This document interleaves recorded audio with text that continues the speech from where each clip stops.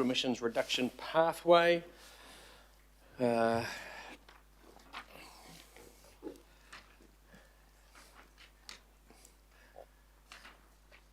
Afternoon, gents, and we'll leave it to you. The item, but I've got, before I start, I've got Andrew Mine here from Auckland Transport. He's the manager of the Auckland Forecasting Centre and put together the investigation report, a modelling report that they did for this item. I've also got Michael here who's done the work on the report.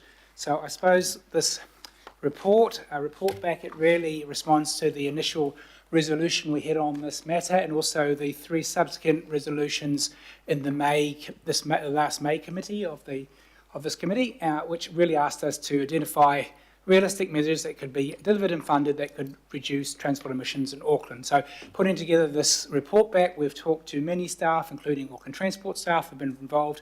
We've also talked to the Chair and Deputy Chair of this Commission and Councillor Williamson as well. So just a quick, I suppose, some key points in the report and the previous report back. So in our initial report back, we discussed the important role that the long-term plan and the subsequent RLT or Regional Land Transport Plan has in determining such measures in a holistic way, including the wider strategic council direction designed in the Transport Policy Statement. Another key direction is the Mayor's and Council's LTP direction and within a realistic funding. So we talked a bit about that. These are the statutory processes that I suppose identify Auckland's Council's investment in transport. It's part of the transport program, which are really the fundamental in terms of setting the measures that make our contribution towards reducing transport emissions in Auckland. And I suppose also at that first report back, we highlighted, I suppose, the role of the Transport Emission Reduction Program, or pathway, as what that was, and in a nutshell being a non-statutory pathway document that outlines what needs to be true if we are to make Auckland is to make its contribution to the global goals set in the Paris Agreement, and really its key role as a comparator against where Auckland collectively is in terms of emission reduction. So I suppose in terms of this report, the key parts of it are, and as requested by the May resolutions, this report outlines the findings of the AFC modelling of the current 2024-2034 Regional Land Transport Plan in terms of its estimated transport emissions, reduction baseline that we can expect from our investment in that program. I suppose the high-level findings of that report, and there's quite a lot in that report, were in terms of against the 2024 baseline, it would generate estimated 5% reduction in transport emissions. But when you look at the current predictions around population growth and look at the investments you need to maintain the network, we're really looking at a 1% decrease in emissions in comparison. So if you look at in the report, you have the baseline and what those when you get population and what you need to, I suppose, needed for maintaining the current network. That is your due minimum. So we are looking at quite a modest reduction in emissions from that investment program. So I've got Andrew here where we can talk in more detail about the findings of that report. In terms of the second resolution, which is really about highlighting key things we could take away in terms of taking to the long-term plan process from this modelling. It did highlight that there are interventions that Auckland Council can make through an investment program which can make a great difference, which we have more control over. In particular, it identified that if we can improve network conditions, particularly reducing congestion, stop starting and those sort of things, also identified a key role in enabling mode shift, which would, particularly with now as we're moving to more electrified public transport, this made quite a difference. And it also identified that if you can do that in conjunction with demand management type measures and also good land use decisions, that's where we can make the biggest difference. So I suppose in terms of taking away from that report, what we can think about in the long-term plan process are those. And the last thing the report highlights is what we can do within the long-term plan process to, I suppose, identify these measures that are deliverable, realistic and fundable.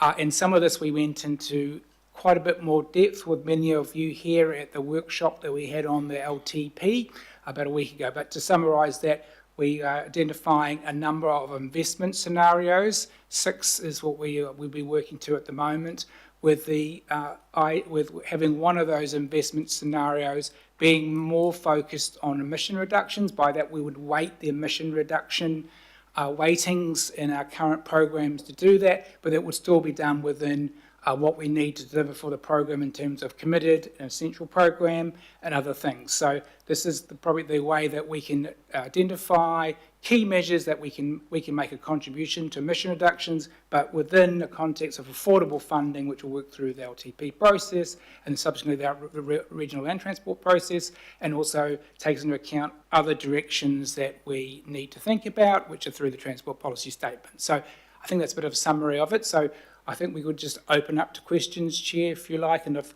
got the guys here to help with those questions. Thank you. Thank you, David. So, questions, Morris. I'll take this nice and gently. The original resolution asked Auckland Transport, although officials from the council amended it to try and get themselves included in it, to provide a report to this committee on what they believe, and I'm going to give you 5 things, on what they believe are realistic measures they can implement, so they're implementable, and their associated emissions targets that are associated with them. What are we going to reduce the emissions by? How they can be delivered, and how they will be funded. Will that be the individual person takes the hit because they've got to change their vehicles, or will it be an NZTA half funded with us, or whatever? Can you give me a score between 1 and 10 of a list that you would have been producing out of that request, which has those 5 parameters beside the list telling me how? Because I went looking for it, trying to find the list of things. Where are they? Remember, this was not a decision-making request. This was not asking you guys to change the long-term plan or to change TERP. It was just to give us an idea as a starting point, because I think we've got a lot of work to do to get a long-term plan agreement on where this goes. It probably won't ever be where I want it to be, but we're going to get to where a long-term plan the council can agree on. But I was expecting to come out of after near 15 months since that resolution was passed, and I was told, oh, well, we couldn't do it. I got getting excuses from Barry Potter, and oh, well, the people are so busy and they've been working on other things and the merger. And then this report basically says it's just what we already know. I knew that there was going to be a work base to get to a long-term plan. I knew there was a due minimal amount and what there would be if we did the 5% change one or whatever. But that doesn't even begin to address what those wordings in the unanimously passed resolution of this committee. So how do you think you guys went in responding to that exact wording of the resolution? Thank you, Councillor. I suppose in terms of how we responded, I think we've tried to be quite clear that we think the best way to identify fundable, deliverable, implementable measures is through the long-term plan transport program and also through the regional land transport plan. So really what we need to do, and I think we've tried to be as clear as we can in these reports, is we've got quite a lot to think about in these plans, and we need to think through quite a lot of things at the same time. So I suppose what we're trying to outline is that pathway towards resolving this resolution through that process and through the long-term plan workshop we had earlier, I think, what was it, a week ago? So I think we've highlighted what we are trying to do. So I think we've got a process that works, and I think we've certainly tried our hardest to respond to the 3 resolutions that need to progress this overall resolution. So I would say, you know, we're on the progress of that. I personally would recommend that we try to do it in a more holistic way through the scenarios, because we need to look at a whole range of factors rather than build individual lists. So So then let me pick up on some specifics. In paragraph 17, the last sentence of the paragraph, the current list of realistic measures that can be funded and implemented are those contained in the RLTP 2024. In other words, we've waited 15 months to get a sentence that basically says you could have said that at the meeting we passed the resolution, let alone waiting for 15 months. I might add to David's prior response. The issue, Councillor, is around what is realistic. Transport is a very complex system, and of course we need to continue to maintain and operate the current system, and that does soak up the majority of our funds. So when you stress that something has to be realistic, funded and implemented, there is a process to determine that, and that's the long-term plan process, and then the RLTP, the Regional Land Transport Plan. So we can provide a list of different projects that can have emissions impacts, but they're not realistic or funded. And I was careful with my wording in the first resolution. Look at the resolution. Take out the word Auckland Council because they force themselves to be in it. Request Auckland Transport to provide a report to this committee on what they believe are realistic measures, not what can be funded and not who will, but what you believe could be a starting point. Because I actually know there is a plethora of options and choices, and the permutations and combinations are beyond belief. And then when you add the funding, then that starts to filter them down, and then you ask whether they're realistic, and then if you ask, you get the political sign-off. But Auckland Transport were quite clear to me, and after this was passed, I spoke to Dean Kimpton. He said, we're ready to go, we could give that at the next meeting. But council staff are refusing to let us proceed with that. And you can ask Dean Kimpton. Yep, hang on. So we've had that about, 4 times, I think, at different meetings you've raised that. So I think it's worth repeating. Yep, and so, Louise? Thank you. Through the chair, Councillor Williamson, as we were directed at the last meeting, we have provided a baseline showing what was invested in the last LTP and what effect that has had. What we have also provided too is, I suppose, a pathway to look through the next RLTP and LTP process. And in the report itself, we do give a list or a menu of particular measures that can be considered by councillors through that LTP process. As David has noted, the scenario that we are suggesting for the RLTP to reduce emissions will be the opportunity to look in more specific detail around some of those measures and hopefully meet some of the things that you're talking about. In terms of the specific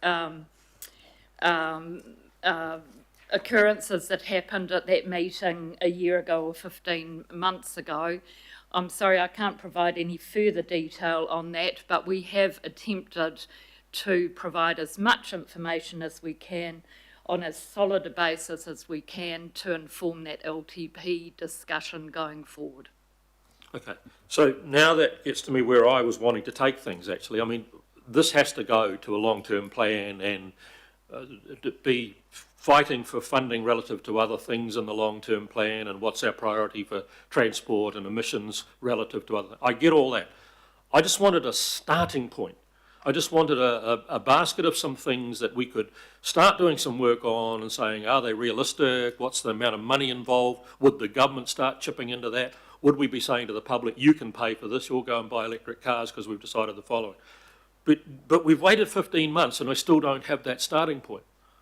And I'm disappointed because I would have thought to get the long-term plan well and truly finished by the time we're planning on it, we needed to be doing a lot of this work in advance of where we are rather than almost as a response to where we are. Perhaps also, Councillor Williamson, as you are aware, we are preparing advice at the moment on a whole range of issues for the LTP, and one of these does also include the TERP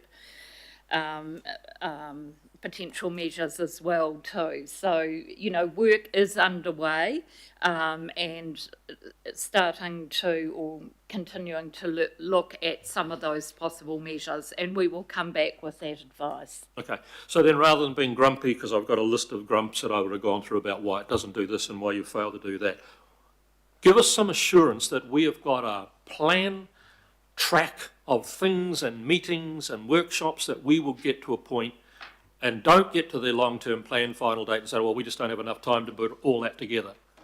have you got an absolute watertight roadmap ahead of you that you can get us to a point where a really good RLTP for part of the long-term plan can be done within its timeframe on emissions? Well, we're certainly working through the LTP process on this, and I suppose some things to be aware of in terms of where we are. We've already gone through the first stage of developing the long-term plan in terms of requesting all the information, which we call bids from Auckland Transport, and there's been over 200 of these type of bids. And then there's been this is from staff, there's been the moderated process where we've rated and ranked all these bids against the transport policy statement.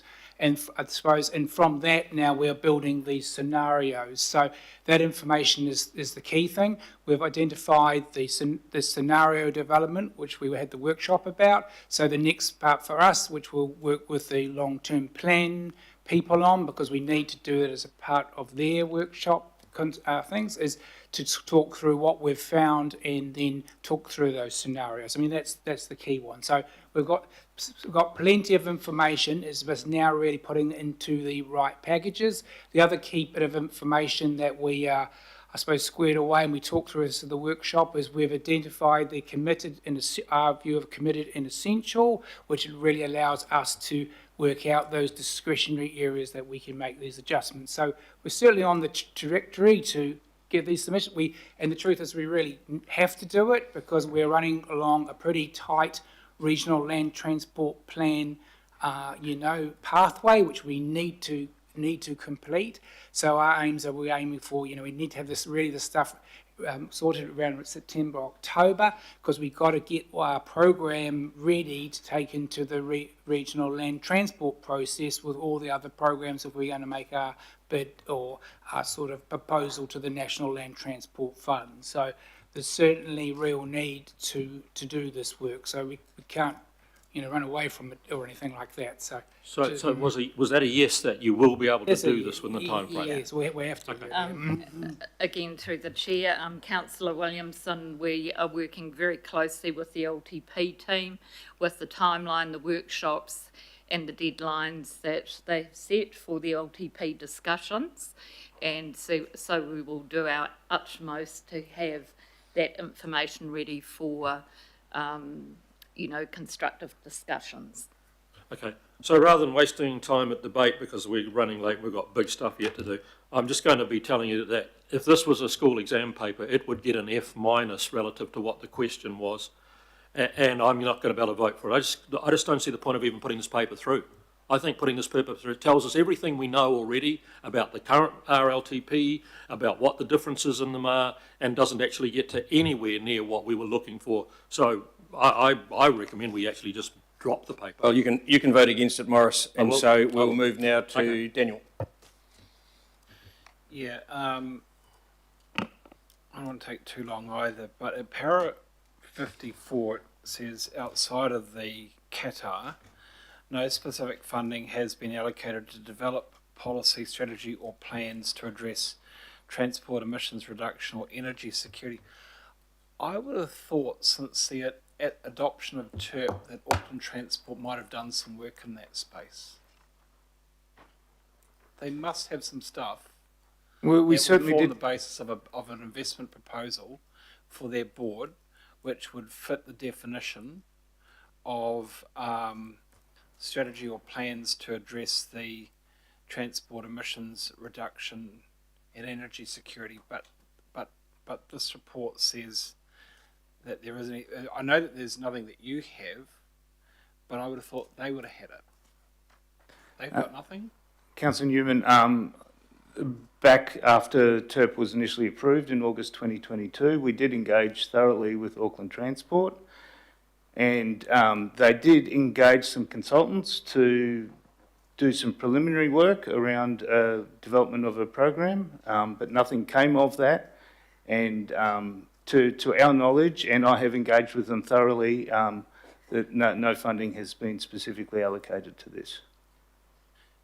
I'm not talking about necessarily funding for the projects. I'm talking about work for the investment proposal for their board for the projects. But you're no nothing. Okay, so Okay, so I guess what I'm looking for, because at the workshop last week we had the 6 scenarios, and I'm looking for your, by, as I understand you, David, you're working through the bids for the pale blue box in particular, the options, and that you're going to come back with a sort of suite of scenarios. I'm kind of interested to see the spreadsheet of the stuff that could fit into the pale blue boxes. So can that be got? Because I just feel that there have been some years since the TERP was adopted, and there must be something. Because I've just heard that there hasn't been something, but now there's a spreadsheet of options for what could be done. So maybe you could get the spreadsheet sent to me, and if others want it too. But I'd be really interested. Chair, I'm not going to speak further on this because they're noting recommendations. Thank you.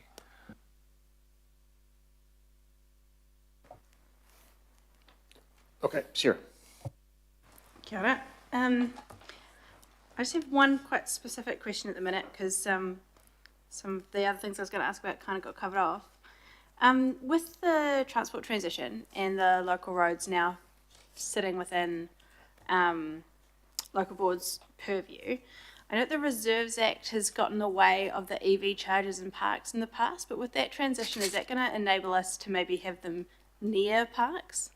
That's quite a specific question. I'm totally fine for you to come back with an answer. I'm going to have to take that one on notice and get back to you later on that. Okay, Ken. Thank you. On the back of Councillor Newman, because he kind of put what I was thinking more eloquently, you know, I sat through those first couple of meetings, and the bottom line was we had all these targets. It was identified that, I can't remember if it was the TERP or all of them or some of them, but there was about $20 billion identified. I remember the figure being talked about that would have been needed to implement the things we needed to do to achieve our targets. And everyone that I knew, people were kind of saying it was adopted unfunded and put on the back shelf.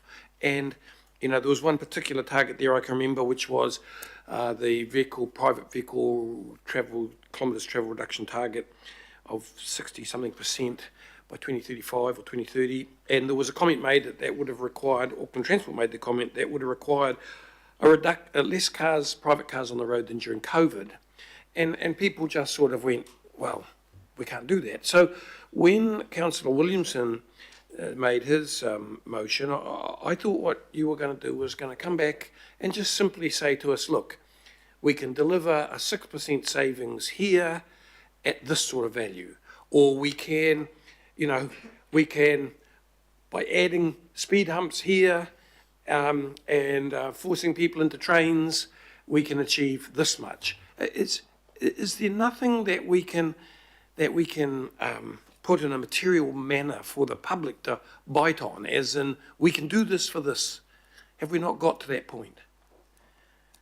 Thank you, Councillor. I suppose ultimately what we're trying to say here is through the long-term plan and the regional transport plan, you set the programs of investment, and then from that you work out what we will deliver in our targets. So it comes back to what's realistic measures that we do. So literally through that process, we set what we'll invest in, it's our contribution, and then you set the rest from it, sort of thing. So I suppose what we're saying here, and we've continuously said this long, is we're trying to do this in a holistic manner through that, so you take into account of all things. So that's what it is.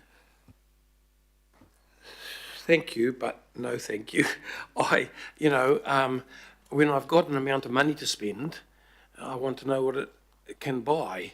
That's, the problem is saying, you tell me your money and I'll sell you something. That's fundamentally flawed too. So thank you anyway, thank you. Shane. Sorry. Thanks, Chair. I've got a couple of cues. I think through these discussions around TERP over the years, there's sometimes different views on what the purpose of TERP actually is. So can I just wind it all the way back to the start and ask you, what is the purpose of TIRP? Why do we have TIRP? TIRP is the Transport Emissions Reduction Pathway. We were requested to write that after Council declared a climate emergency, joined C40 and wrote the Auckland Climate Plan to Taraki to Whiri.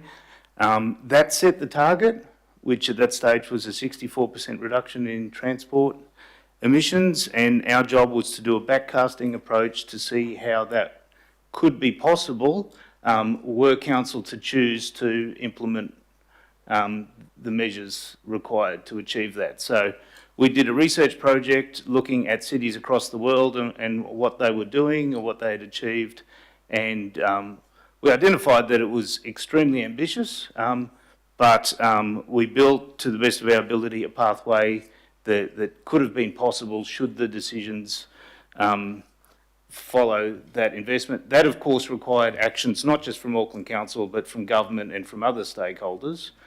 But that was the TIRP.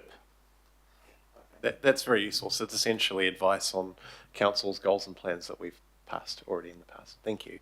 I should have asked you this earlier, but I'm wondering if you got the percentage in your head. How much as a percentage of Auckland's carbon emissions as a city would you know is produced by transport? It is just under half of Auckland's emissions, so in the high 40%. Wow, currently. That's huge. That's huge. Thank you. And you kind of alluded to it in the previous answer around the reduction in emissions. You know, as a broad goal, Te Reke Tawhiri, halving greenhouse gas emissions by 2030, reaching net zero by 2050. Do you have confidence that we can meet these goals? How possible is it at this point? No. It would require a large, not just investment, but also a change in policy direction from government as well as council. I really appreciate that sobering advice, unfortunately. And just on that, and looking at recommendation C there, I don't think I've seen a transport plan of any kind here that has clear data on carbon emissions and low-hanging fruit that maybe you want to make the best impact. Here's what it is, with sort of a data-driven lens. I haven't seen a plan that says, you know, here is what it takes to meet your climate goals in transport. Here's what it costs. Now it's up to you, right? So does recommendation C kind of get us closer to that? Because it's in the context of transport reform. We'll be able to influence things a lot more than we used to. It is a step in that direction. It does not go the whole way. Thank you. I really appreciate that. Thanks, Chair. Thank you. Mike? Yes, I was involved as a seconder in that original amendment. I think it was Councillor Wayne Walker who was the initiator. But what was being sought was a benchmarking, if you like, a report, an update on TIRP. And I don't think we've really got that. We've heard a lot of talk about, well, it's to do with the long-term plan, it's to do with the regional transport plan and so on. But and I think the timing of this is quite revealing. TIRP came out of the Taruki a Tawhiri Auckland Council climate plan, and it had a number of very ambitious goals that looked really good. And of course, it goes all the way back to the Paris Agreement and meeting our government's commitments and so on.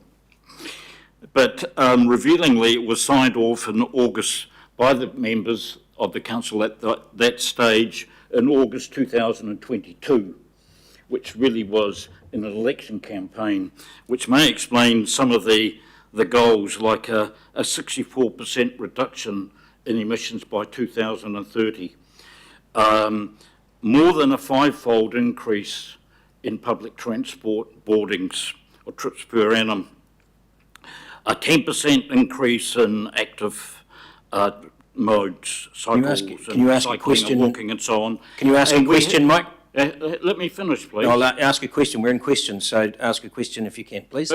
Can I? Thank you. What we're looking for here is a benchmarking about how much have what we've done to achieve that, or to be honest and be transparent, that we've utterly failed.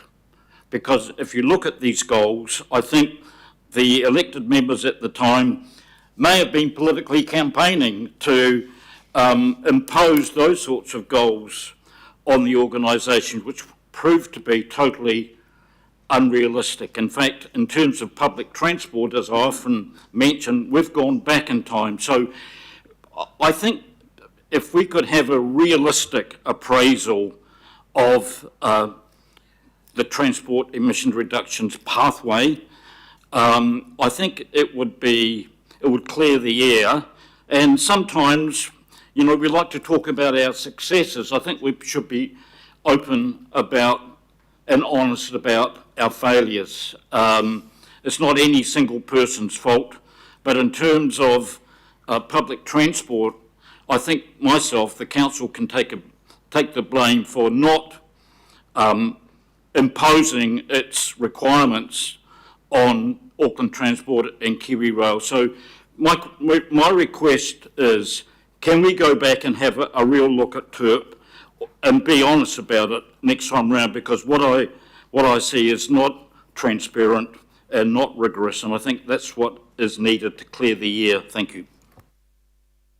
Julie. Thank you. So I've got a couple of questions around what I'm taking away from what we've been presented with is 2 years in, it's not looking like we're on track. And there's a range of reasons for that are outlined in the report, some of which are out of our control, some of which are. And what I'm hearing from the discussion we've been having is that this conversation we had in the workshop last week that was about these options and scenarios is going to be really key for whether we get back on track, if you'll excuse the pun on, yeah. So what I'd like to understand better is at the moment, and I am harking back to the workshop we had last week, Chair, but it has come up already, so I hope that's okay. The proposed investment scenarios that were put to us last week, we had only one that actually weighted emissions higher out of 6 scenarios. But several of them are, so we have repeats of option 2 and option 3 are repeated at a higher level of funding for option 5 and option 6 in terms of the weighting, but option 4 is the one that prioritises emissions, and yet it is not repeated for the higher weighting of, the higher budget, the 16 billion as opposed to the $13 billion budget. So I'm confused as to why, when it comes to, we've got a piece of advice today that tells us how important the RLTP is. You've got here the 3 bullet points on the bottom of page 15, the direct influence we have. RLTP investment and prioritisation is number 1. And I think it could be argued that the third one, local network design and allocation, is part of that RLTP investment and prioritisation. And then the second one's land use. We did that last week. So why don't we have in front of us at the moment a scenario for the higher budget envelope that is focused on trying to achieve TERP or get closer to TERP further down the pathway? But we do have it for 2 options that don't prioritise emissions.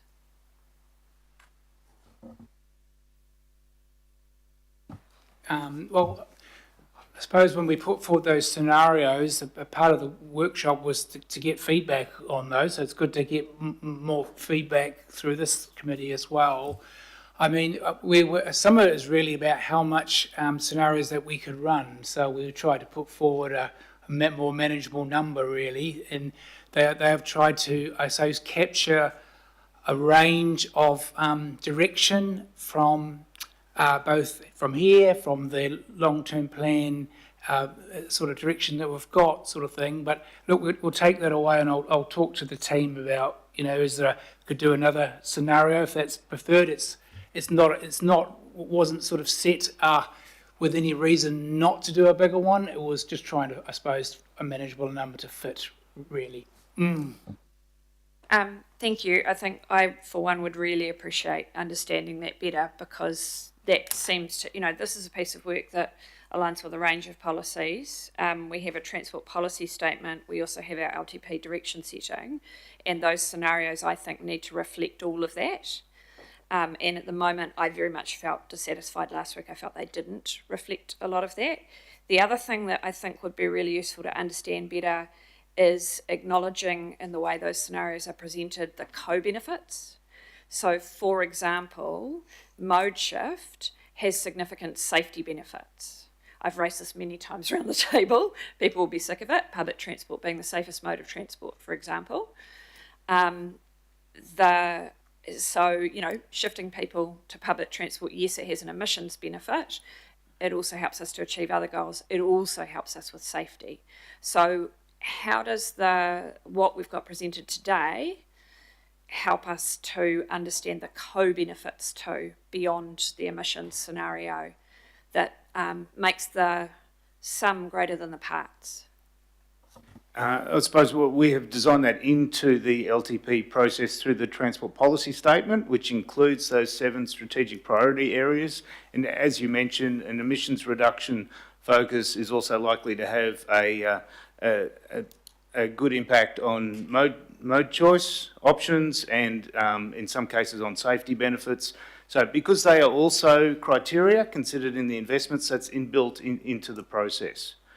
So, for example, an emissions initiative that has a good impact on encouraging people onto public transport will also get higher scores on the transport options criteria. So it enhances its performance overall, not just on the emissions score. Great. And so, therefore, it would be correct to say that mode shift, which can also help with congestion, would score more on the one that's related to congestion. I forget what it's called. Yeah. Okay. That's good to hear. Yeah. I suppose just to add to that, many of the directions that have come through the mayor's and council's direction to staff around the key programs they want to be tested in those scenarios have quite significant emission reduction benefits, particularly the CRL advancements and all those sort of things. So I think in terms of thinking, why we had one which was 4, which we've called more the emission reduction, scenario. That one is we're looking a bit more broader in terms of those emission actions on top of those, whereas the bigger ones we were thinking of doing more that from the LTP direction. But they're not to say those don't have emission reduction benefits from those sort of things. So some of it will be about, is there a sort of the higher one that has that broader as well? But we'll have a think about and take that advice on board. Thanks. Thanks. I just had one other aspect here, which is the use of renewals, and I think it was Councillor Williamson before referred to the different colour boxes. And renewals are generally in the committed and essential or operating the system boxes, as opposed to the improving the system boxes, which is the light blue that was referred to before. So one of the things that I've been raising for a while is our opportunity, rather than just doing like for like all the time, to actually do some build back better. And I'm wanting to understand the role that Build Back Better can play in getting us further along the pathway, as well as we look at this work program, the RLTP. I think that's going to be absolutely essential. In the first few years, it may well be trialling of things, right? And so, for example, I think AT laid some road pavement somewhere recently that's actually recycled tyres or something. So understand that, we'll need to try some things, but is that something that can be captured through this work too? The idea that Build Back Better can actually potentially result in emissions reduction. We've been doing this work with our parks and community facilities about, are there things we could decommission? We never have that conversation about transport assets. Can I just hang on, because I fear that we are heading into discussion that was brought up at our workshop last week, and we are veering right away from what is in this report, because we're starting to talk about what we might be looking at in our LTP and stuff like that, which we will get every opportunity to discuss in depth. And I want to keep people on track as to what is this report about and whether we like it or we don't, but not diving into we should be trying to do this and we should be trying to do that, because that is an LTP discussion that was following on from a workshop we had last week, and I am absolutely determined that we will finish today, firstly on time, but sticking with what we are meant to be sticking to. So I ask your forbearance in regards to that, in terms of stick with what we've got in front of us, and we will get the opportunity to talk about the other stuff. With respect, Chair, I have been very clear to each question come back to this piece of work, the Transport Emissions Reduction Pathway, and I note that you didn't pull up others who did. Yeah, so veer off. you were running very close, councillor, to me saying to you, have you got a question? So if we've got something that is relative to this report, then please ask the question. If it's about what's coming and what we might do in the future, then hold that for when we do. To quickly respond to that, So I did ask a question. Thank you for confirming that. In terms of what's been done for the LTP, there is quite a significant review been undertaken on transport renewals, and I'll just have to get the details exactly on that question, but that's quite a comprehensive piece. And I understand that also through the LTP staff sort of request, there's also more work asked on renewals as well. So there's actually quite a big piece of work around renewals. So I think through that, hopefully through the LTP, we can get to the bottom of some of these questions. Yeah.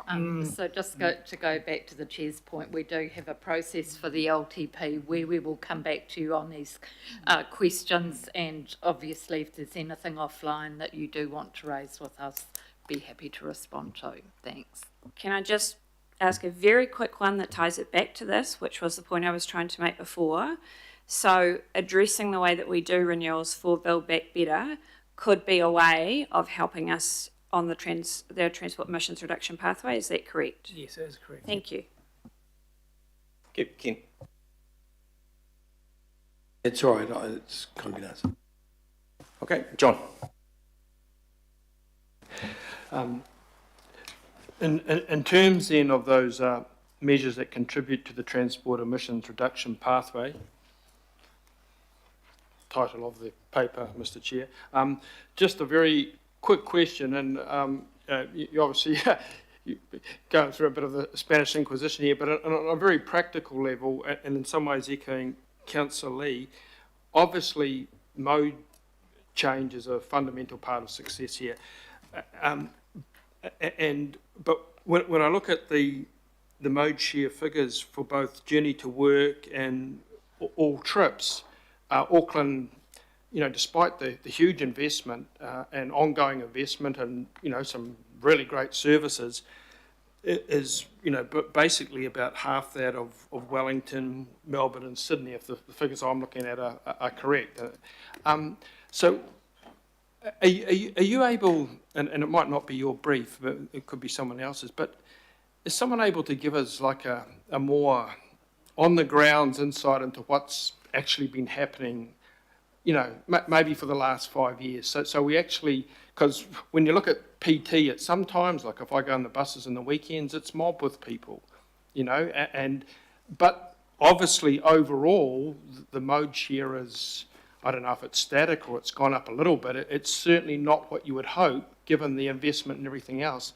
So in amongst everything else, I think what I'd certainly appreciate is a little bit more insight into what appears to be happening with this, given that we have a lot of talk around here in a pretty abstract kind of almost theoretical manner, as opposed to the trends that we see on the ground, both the good and the not so good, and not least of which, of course, is the huge reliance still, despite everything, of the private vehicle in huge big parts of suburban Auckland. So that's just my pitch, Mr. Chair, something to really gain a better understanding of return on investment and what can be done in a very practical sense, utilising the resources we already have to make things better, because the figures don't seem to indicate the level of improvement that you would expect after it's done.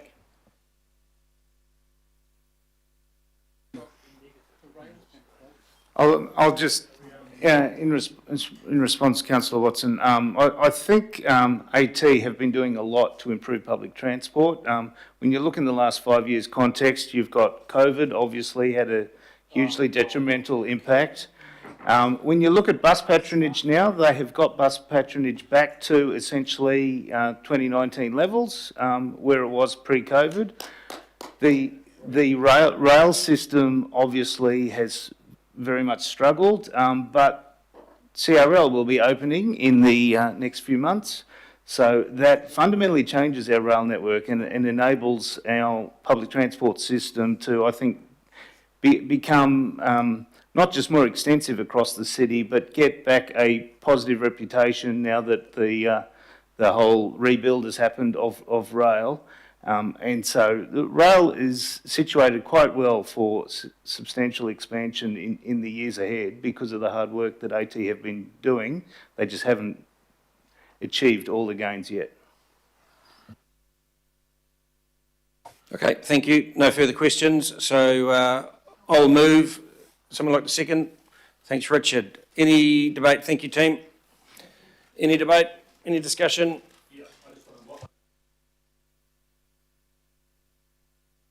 That doesn't actually do anything.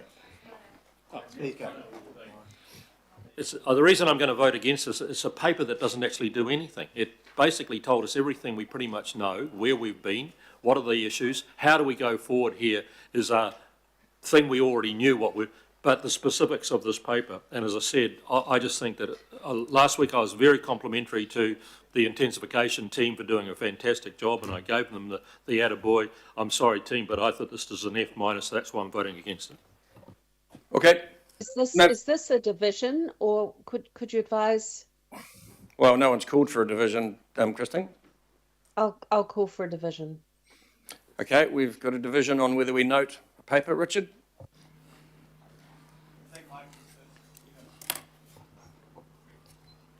After you.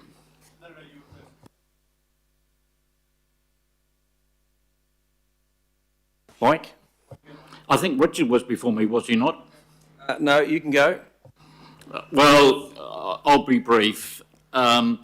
Unfortunately, TERP appears to have been a classic case of virtue signalling, which was totally unmoored from the reality even of that time in August 2022. The key goals have not advanced, and despite all the spin in the world, they're actually especially with public transport, which we do have a major influence over, the patronage levels have actually stagnated. Probably in terms of rail, they've gone right back. In terms of bus, they barely reach what they were in 2021.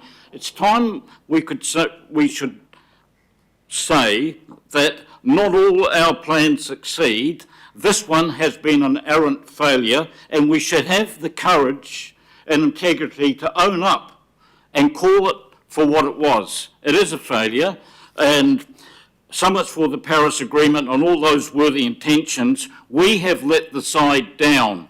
Thank you. Thank you. Sarah? Surely it's Richard. Kia ora, I'm just going to go.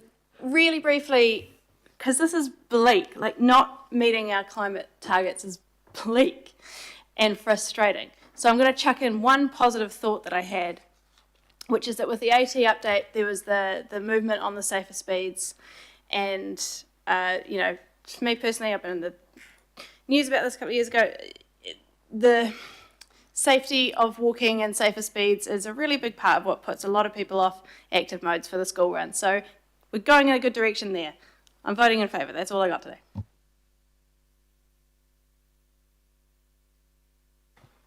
Shane, we've actually called a division, and so we should actually be voting. So it was called. So yeah, right. Shane, then Richard. I really was after you, Richard, but that's okay. You can go after me. Yeah, I just wanted to just quickly raise, every year around here, I ask for a transport plan that is compliant with our climate goals. I ask for a roadmap with specific budgets and specific climate emissions data that we can, at the very least, use as a reference point, and I haven't seen one yet. The previous sort of way that we go about things is we get plans put in front of us and vote yes or vote no. There's no optionality. There's no kicking of the tyres and giving us different sort of choices where we can prioritise climate or not. I hope that with the transport reform going through, we will be in a position where we can actually meet our climate goals or try our best through plans that are directing us that way.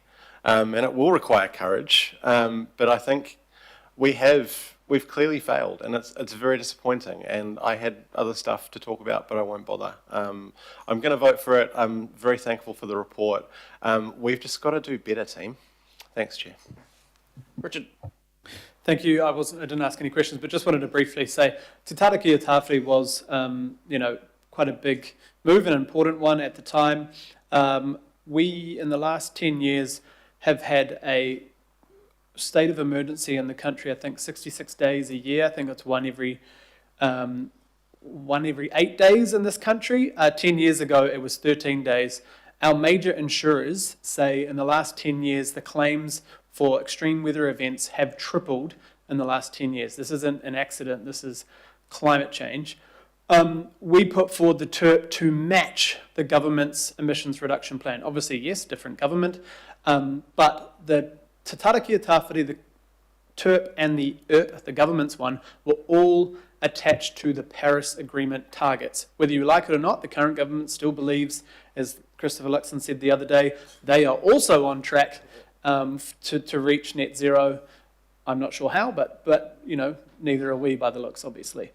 But if you look at the figures, we are ahead of pre-COVID days on bus. We are getting there on ferry, not quite. On the weeks we have rail open, we are doing very well and close to pre-COVID numbers. The problem is 96 days over the last year, we had the rail closed. So of course, we cannot have any patronage recorded when we have rail closed. Stacey has also said for the last 6 times I've asked, I think, that the number of people catching public transport is well ahead of pre-COVID times. The difference is a whole lot more people have Friday at home or Monday at home or work from a hub and spoke office somewhere else. So the difference is we're getting fantastic numbers, way more than pre-COVID, people using and trusting and understanding and liking our public transport system. It's just a lot more people choose to go into an office if they're lucky enough to do that.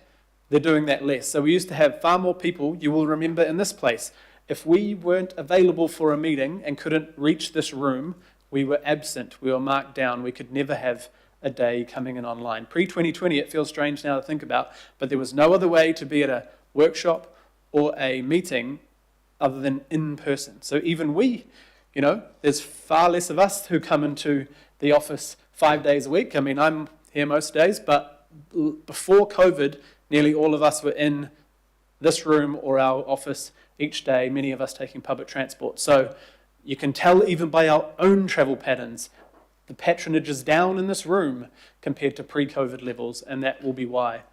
The TERP was also predicated on a bunch of things like light rail, didn't happen, but look, we've got the Eastern Busway, you've got new ferries, you've got the City Rail Link opening, it will show big numbers. It also was predicated on things like the clean car discount, that was changed, government change, and the GPS. Remember the GPS around this table? We had to put $500 million more into it because yes, the government, and that's fine, they campaigned on that, they removed walking and cycling funding. We cannot even get partnership funding for a project that includes walking and cycling now. Considering the last big injection of cycling funding was from the last national government, it was significant. It was more bipartisan around walking and cycling, and I'm sure one day we'll get back to that. We owe it to the next generation to continue this. You will say that, oh, why aren't other countries doing this? China just put in more solar in the last year than the whole world has ever done before. America this year is producing more renewable energy than energy from coal. Other countries are doing this. We also need to play our part. Yes, the TERP was extremely ambitious and unfunded, but so was the roads of national significance, and that was $55 billion, and now, as we've all realised, it was a little bit too expensive and everything's reforming. So there's a lot more work to do on the LTP, but I hope that people will back more decisions. We put forward a climate action targeted rate that put out 15 more frequent bus services, and as Stacey said today, we're 100 buses ahead of our target for electric buses. That is significant. You will notice the difference if you're on our streets with those electric buses, over 400 of them, when we had, in 2021, we had 10. So 5 years, massive change. We can all do more, but I just want to obviously support this because it's just a factual paper. So thank you, Chair. Okay, we are going to division. It's been called, and so on resolve, and so we'll hand it over to the staff. Members, a division has been called on the motion.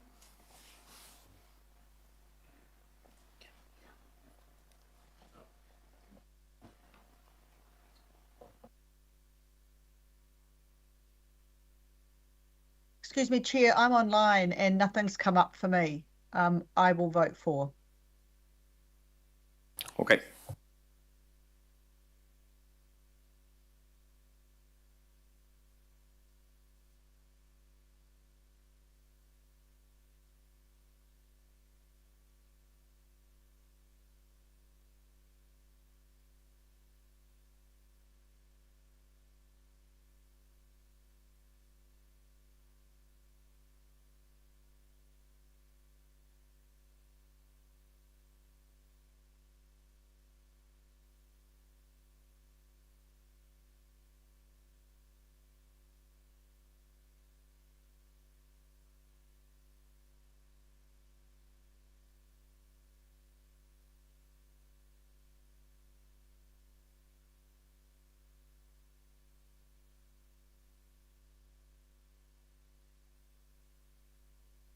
That motion is carried.